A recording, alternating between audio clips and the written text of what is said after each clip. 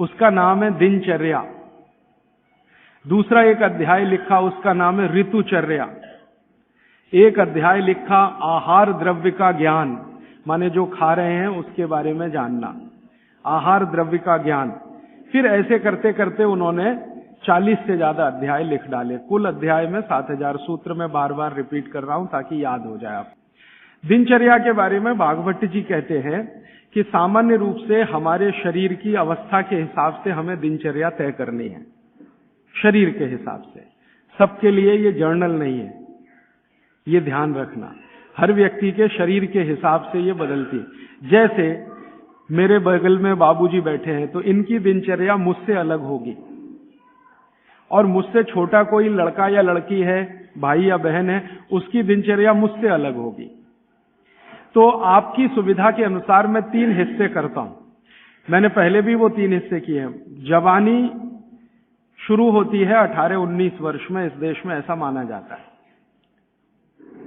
भागवत जी के हिसाब से ये बराबर नहीं है, आज माना जाता है। हमारे यहाँ 18 साल पर वोट देने का अधिकार आपको मिलता है, ऐसा माना जाता है कि आप में परिपक्वता है। भागवत जी कहते हैं कि जवानी 13 से 14 साल में शुरू हो जाती है, 13 से 14 साल में शुरू हो जाती है। पुराने लोग हमारे ऐसा ही मानते थे, 13 से 14 साल में युवा अवस्था शुरू हो जाती है। तो आप समझ लीजिए कि जन्म से लेकर 13-14 साल तक का एक भाग, 13-14 साल से लेकर 60 साल तक दूसरा भाग, और 60 साल के ऊपर तीसरा भाग। 3 तरह के लोगों की श्रेणी बना दी जाए। अब इसमें दिनचर्या का ध्यान दिया जाए तो सबसे पहली बात जो आप सबको याद रखनी चाहिए हमेशा, कि जो 0 वर्ष से लेकर, माने पहला दिन का कोई बच्चा है, वहां से शुरू करके 13-14 साल, ये बच्चा जो है कफ के प्रभाव में रहता है। ऐसा कहें, बचपन में कफ बहुत होता है शरीर को, सारा शरीर कफ के असर में ही रहता है। उस समय वात और पित्त दोनों कम होते हैं। पित्त तो थोड़ा रहता है, वात तो बिल्कुल ना के बराबर होता है बचपन में। इसलिए बचपन में 13-14 साल की उम्र तक के किसी भी बच्चे को या भाई बहन को मैं देखता हूं और वो मुझे कहता है कि मेरे घुटनों में दर्द है, तो मुझे बहुत हैरानी होती है कि ये कैसे आया। आना ही नहीं चाहिए। भागवत जी कहते हैं कि प्रकृति ने एक व्यवस्था बनाई हुई है। वो व्यवस्था ये है कि बचपन जो आपका गुजरेगा वो कफ के असर में होगा, कफ ज्यादा होगा। जिनको कफ ज्यादा होगा उनको घुटनों का दर्द होना ही नहीं चाहिए, कमर का दर्द होना ही नहीं चाहिए, हड्डियों में दर्द होना ही नहीं चाहिए, उनके बाल गिरने ही नहीं चाहिए, बाल बढ़ने ही चाहिए, उनके शरीर में कभी भी थकान होनी ही नहीं चाहिए। शरीर सोने के लिए ज्यादा प्रवृत्त होना ही चाहिए, क्योंकि कफ के असर में नींद बहुत आती है। तो 14 वर्ष की उम्र तक अगर कोई भी भाई या बहन, बेटा या बेटी 8 घंटे से 10 घंटे भी सो रहा है तो भी उसके लिए अनुकूल ही माना जाता है। तो कफ के असर में नींद बहुत आती है, वात के असर में नींद बिल्कुल कम हो जाती है। तो कफ के असर में अगर वो बच्चा है तो उसके शरीर की एक तरह की दिनचर्या ऋतुचर्या है। फिर क्या होता है कि 14 साल से ऊपर लेके 60 साल तक जवानी मान लीजिए, तो इसमें पूरा शरीर पित्त के असर में रहता है।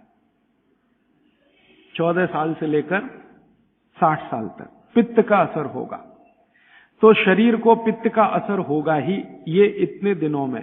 तो इनके लिए एक तरह की ऋतुचर्या, दिनचर्या। और तीसरा है 60 के ऊपर की जब उम्र हो जाती है तो वात के प्रभाव में आ जाता है पूरा शरीर।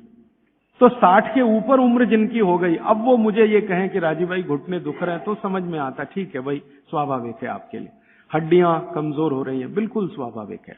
ये उतना ही स्वाभाविक है जैसे आपके जीवन में बहुत सारी दूसरी चीजें स्वाभाविक होती है। तो 60 के बाद जब तक आप जीवित हैं वात के प्रभाव में है, 60 से पहले 14 वर्ष तक जब तक आपकी उम्र है आप पित्त के प्रभाव में है, और 14 वर्ष से कम आपकी उम्र है तो आप कफ के प्रभाव में हैं। तो मैं कफ से शुरू करता हूं। कफ से शुरू करें कि कफ प्रधान जो बच्चे हैं 14 साल तक, उनकी दिनचर्या कैसी होनी चाहिए। उनके लिए भागवत जी कहते हैं कि ये जो कफ के प्रभाव में बच्चे हैं, ये आज से मैं आपसे माफी मांगते हुए कह रहा हूं, कफ के प्रभाव के बच्चों को जितनी चाहें उतनी नींद लेने दीजिए। आप उनको टोका टाकी मत करिए। अक्सर मैंने देखा है माँ बाप की जो टोका टाकी बच्चों के लिए, अरे इतनी देर सोता है, वो सोएगा ही क्योंकि कफ के असर में है। तो आप जबरदस्ती उसको मार के पीट के उठाएंगे, चल पढ़ने को बैठ, होमवर्क कर, टीचर ने इतना दे दिया। अरे वो होमवर्क करके करेगा क्या? अगर वो अपने कफ के असर में है, वैसी उसकी दिनचर्या रखिए। तो भागवती जी कहते हैं कि जो कफ के असर में है उसको 10 घंटे तक की नींद स्वीकृत है, माने 10 घंटे तक वो 24 घंटे में सो सकता है। अब ये नींद वो 2 हिस्से में लेता है तो बहुत अच्छा, एक ही हिस्से में ले तो भी चलेगा, लेकिन ज्यादा बेहतर है कि 2 हिस्से में ले। माने रात को 8 घंटे तक सो जाए, 9 घंटे तक सो जाए, दोपहर को 1 घंटे जरूर सो जाए। लेकिन आप अगर कहेंगे कि कफ के असर में जो बच्चे हैं उनमें भी 3 कैटेगरी बनती है। 14 से 8 एक कैटेगरी, 14 साल से 8 साल, 8 साल से 4 साल एक कैटेगरी, और फिर 4 से 1 साल की कैटेगरी। तो 1 से 4 साल वाली कैटेगरी में भागवत जी कहते हैं कम से कम 16 घंटे की नींद, और 4 से 8 साल की कैटेगरी में वो कहते हैं कि कम से कम 12 से 14 घंटे की नींद, और बाद में वो कहते हैं जो 14 साल 8 से 14, तो वो कहते हैं कम से कम 8 से 9 घंटे की नींद। तो छोटे बच्चे अगर आपके घर में हैं जिनकी उम्र 14 साल से कम है, आप उनको सोने से मत रोकिए, क्योंकि कफ का असर है, और कफ का प्रभाव जब ज्यादा होता है ना, तो होता क्या है वो समझ लीजिए। कफ आप जानते हैं चिकना पदार्थ है, स्निग्ध पदार्थ है। कफ का मतलब है आपको खांसी आए और जो बलगम निकल जाए, जो बलगम है ना वो ही कफ है, ऐसा समझ लीजिए। वो स्निग्ध है, चिकना है और बहुत भारी है। ये गुरु है, गुरु माने भारी, हैवी है, बहुत हैवी है, इससे ज्यादा हैवी कोई चीज नहीं। शरीर सो जाना। अब ये तब संभव है जब आप ये ध्यान रखिए कि 8 से 10 घंटे सोना कंपलसरी, एक बात। दूसरा, बच्चे कफ के प्रभाव में हैं, ये मैं बार बार कहूंगा आपसे ताकि याद रहे। बच्चे कफ के प्रभाव में हैं, और कफ का प्रभाव क्षेत्र जो है ना वो जान लीजिए, हृदय से ऊपर और मस्तिष्क का अंतिम बिंदु, ये कफ का क्षेत्र है। हृदय से ऊपर, यहां से ऊपर पूरा ये कफ का क्षेत्र है। हृदय से नीचे नाभि तक ये पित्त का क्षेत्र है, और नाभि से नीचे पूरा ये वात का क्षेत्र है। तो बच्चे कफ के असर में हैं, तो ध्यान रखिए कि उनको जितने रोग होंगे वो यहां से ऊपर वाले ही होंगे बचपन के। नाक बहेगी, सर्दी होगी, जुकाम होगा, खांसी आएगी, ये सब इसी एरिया के रोग हैं। तो भागवत जी कहते हैं कि बच्चों को कफ के असर से बाहर लाते रहें, बिगड़े नहीं उनका कफ। तो इसके लिए बच्चों की मालिश, उन्होंने एक शब्द, बहुत सुंदर शब्द दिया, अभ्यंग मालिश। मालिश बहुत जरूरी है, बच्चों की मालिश बहुत ही जरूरी है। तेल मालिश, बच्चों की तेल मालिश बहुत जरूरी है। वैसे तो सब माताएं करती ही हैं, अनजाने में वो एक बड़ा काम कर रही। कफ को पित्त में, पित्त के प्रकृति के लोगों की दिनचर्या क्या? पित्त प्रकृति माने 14 साल से ऊपर और 60 साल के नीचे, इनकी दिनचर्या क्या? पित्त प्रकृति के लोगों को कफ का असर कम हो जाता है, पित्त थोड़ा बढ़ता है, वात उनके पास कम ही रहता है या बिल्कुल नहीं रहता। अब पित्त प्रकृति के लोगों को ज्यादा सोना जरूरी नहीं है, उनका पित्त है, कफ तो ऐसे ही शांत है, तो ज्यादा सोना जरूरी नहीं। माने पित्त प्रकृति के लोग अगर 8 घंटे सो रहे हैं, 7 घंटे सो रहे हैं तो भी चलेगा। न्यूनतम नींद कितनी होनी चाहिए? आप कहें पित्त प्रकृति के सब लोगों को, जिनकी उम्र 14-15 साल से लेकर 60 साल है, इनकी कम से कम नींद 8 घंटे की रहे तो अच्छा है। लेकिन इससे भी कम रह सकती है क्या? 7 घंटे हो सकती है, लेकिन उसके लिए थोड़ा प्रयास करना पड़ेगा। 6 घंटे भी हो सकती है, 6 से कम नहीं और 8 से ज्यादा नहीं, ऐसे मान लीजिए। तो पित्त प्रकृति के लोगों को 6 घंटे से कम नहीं सोना, 8 घंटे से ज्यादा नहीं सोना। अब उसके हिसाब से दिनचर्या तय करिए। तो 8 बजे सो जाएं, मान लो आप भी ऐसे ही माने। भागवत जी कहते हैं सूर्यास्त के 2 घंटे बाद सो जाएं, बच्चे भी बड़े भी। तो 8 बजे आप सो जाएं, तो 8 से 8 4 बज गए ना, 4 बजे उठें। आपके लिए उठना बहुत जरूरी है। ब्रह्म मुहूर्त में पित्त प्रकृति के लोगों का उठना बहुत आवश्यक है। बच्चे ना उठें तो चलेगा, आपको तो उठना बहुत जरूरी है। क्यों? अगर आप 4 बजे उठते हैं तो अगला पूरा दिन आपका बहुत बेहतरीन और व्यवस्थित है, और 4 के बाद उठेंगे तो पूरा दिन डिस्टर्ब है। क्यों? क्योंकि जो जो करना है आपको वो 4 बजे से लेके ही शुरू होगा। 4 बजे उठे, आपने पानी पिया, जो मैंने पहले ही बता दिया, ऊषा पान जिसको कहते हैं। फिर शौच आदि के लिए आप गए, 10-15 मिनट मान लीजिए उसमें गया, फिर बाहर आप निकले, दंत धावन शब्द इस्तेमाल किया, दंत ध्यान रखिए। अब आपने दांत वांत साफ कर लिए, अब आपकी आगे की जो दिनचर्या है वो कैसी होगी? आपको जो है ना, पित्त प्रकृति के लोगों को मालिश भी करना है, व्यायाम भी करना है। बच्चों के लिए तो सिर्फ मालिश है, आपके लिए मालिश भी है, व्यायाम भी है। तो अब आप में कई बार कंफ्यूजन ऐसा होगा कि व्यायाम पहले करें कि मालिश पहले करें। तो भागवत जी ने क्लियर कहा है कि वात के जो रोगी हैं उनको मालिश पहले, व्यायाम बाद में। और पित्त के जो रोगी हैं, रोगी से मतलब आप पित्त के असर में हैं, तो व्यायाम पहले, मालिश बाद में। तो आपको व्यायाम पहले करना है, मालिश उसके बाद करनी। अब आप पूछेंगे कितना व्यायाम करें? तो आपके लिए भी नियम वही है कि जैसे ही आपके बगल में पसीना आया, व्यायाम रोक दें। जैसे ही बगल में पसीना आया, व्यायाम 20 मिनट में पसीना आ जाएगा, उतना काफी। फिर उसके बाद मालिश। आपको भी मालिश जरूरी है, क्योंकि आपको भी कफ का असर ना बढ़े और आपका विकृत ना हो। तो आपको भी बच्चों की तरह ये बात ध्यान रखनी है कि सिर की मालिश ज्यादा, कान की भी मालिश ज्यादा, और बाकी शरीर की तो करनी है। और शरीर में सबसे ज्यादा मालिश तलवे की, पांव की। मालिश के बाद स्नान, स्नान उसी तरह से उबटन आदि से, और फिर भोजन, भोजन के बाद विश्राम 20 मिनट, फिर आपका काम, फिर रात्रि का माने शाम को 6-7 बजे का भोजन। इस तरह का नियम है पित्त वालों का। और वात वालों के लिए क्या है? जिनकी उम्र 60 के ऊपर है उनके लिए भागवत जी कहते हैं व्यायाम निषेध। जैसे बच्चों को निषेध, वैसे उनको निषेध। उनके लिए मालिश बहुत जरूरी, जैसे बच्चों की वैसे वात वालों की। माने बुजुर्ग लोगों को मालिश बहुत जरूरी है, व्यायाम से भी ज्यादा। और मालिश करते समय ध्यान रखना है, सिर तलवे 2 चीज है, और कान भी। तो मालिश आप करें, व्यायाम करें तो बहुत ही हल्का फुल्का करें। लेकिन ये नियम भागवत जी ने नहीं बताया कि आप व्यायाम तब तक करें जब तक बगल में पसीना ना आए, क्योंकि एक उम्र के बाद पसीना बहुत कम हो जाता है। तो हो सकता है 1 घंटे तक भी ना आए और आप करते रहे। ये पित्त और कफ वालों के लिए है, सिर्फ वात वालों के लिए। तो वात वाले तो जीवन में जितने आराम से रह सकें। वैसे तो वात वालों के लिए भागवत जी कहते हैं कि उनको तो एक ही काम है, वो है दिशा निर्देश। बुजुर्गों का एक ही काम है कि घर में बैठे हैं और दिशा निर्देश दे रहे हैं, ऐसा मत करो, ऐसा करो, ऐसा मत करो। क्योंकि उन्होंने जीवन का सारा अनुभव ले लिया और वो अनुभव को मिलाकर आपको दिशा। माने सुबह की शुरुआत पानी से करें, और उसमें मैंने बताया था कि मुंह का कुल्ला किए बिना वो उठते ही पानी आपको पीना है। क्योंकि रात को जब आप सोते हैं तो जो कुछ भी लार मुंह में बनी है ये बहुत ही कीमती है, इसका औषधीय गुण बहुत है। और जैन दर्शन में इसको अहिंसा के साथ जोड़ा हुआ है, और वो मैंने करके भी देखा है कि सुबह की लार गलती से भी आप किसी चींटी या चींटा या मक्खी पे थूक दो, वो तुरंत मर जाएगा।